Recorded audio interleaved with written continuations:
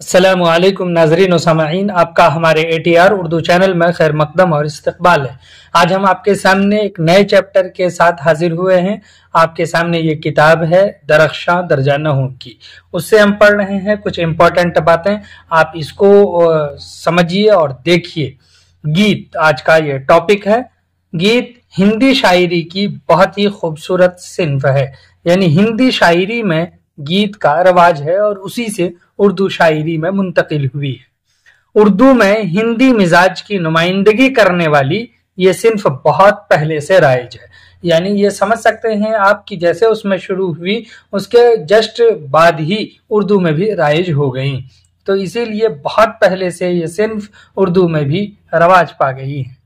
कुली कुतुब शाह से लेकर आज तक कई शायरों के यहाँ इसके नमूने मिल जाते हैं। इसका एग्जाम्पल, इसका एक तरह से उन लोगों ने भी लिखे हैं और वो वहां पर देखने को हमें मिलते हैं। यानी ये कुली कुतुब शाह इब्तिदा के शायरों में हैं, तो उस जमाने से आज तक के शायरों में इसके नमूने मिलते हैं। ये दरअसल देहात के आवाम की मासूम धड़कनों की तर्जमानी है। क्या? गीत। यानी गीत का ताल्लुक कहाँ से है? ज्यादातर देहात से है, शहर से नहीं। और देहात में भी आवाम के वो लोग जो बहुत क्यूट हैं, जो बहुत मासूम हैं, बेगुनाह हैं, उन लोगों की जो धड़कनें हैं, उन लोगों की जो आवाजें हैं, वो गीत में गुनगुनाते गाते बजाते हैं, उसी की तर्जमानी है गीत। खेत खलियान पर जाते वक्त, खेत खलियान यानी काम काज करने के लिए जाते वक्त मजदूर किसान गुनगुनाते हुए अपने दिलों को ताजगी बख्शने के लिए जो नगमा गाते हैं वही गीत है, उसी को ये गीत कहते हैं। इसलिए गीत में गाने की कैफियत होती है। ये पहले से वाजे कर दिया कि गीत में क्या होती है? नगमगी होती है, गाने की कैफियत होती है।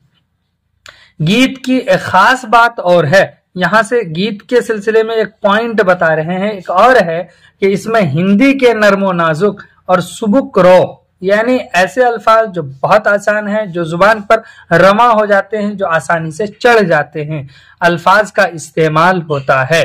बनावट के एतबार से गीत की एक खास पहचान है।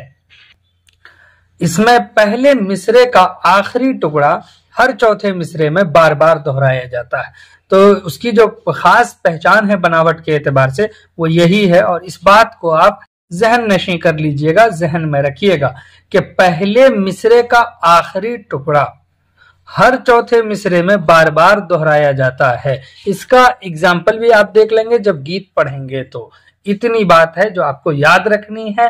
गीत कहाँ से शुरू हुई है और इसको कौन लोग गाते गुनगुनाते हैं, गांव के मजदूर किसान गुनगुनाने के लिए किस सिन्फ को यूज करते हैं और किस सिन्फ में गाने की कैफियत होती है, ये सब क्वेश्चन है जो आपसे पूछा जाएगा। एक क्वेश्चन ये भी आपसे पूछा जा सकता है कि किस सिन्फ में किसी पहले मिसरे का आखिरी टुकड़ा हर चौथे मिसरे में दोहराया जाता है। तो ये आपको इन सारे सवालों का जवाब यहाँ पर मिल जाएगा। तो चलिए हम मिलते हैं, तब तक के लिए खुदा हाफिज, अस्सलामु अलैकुम।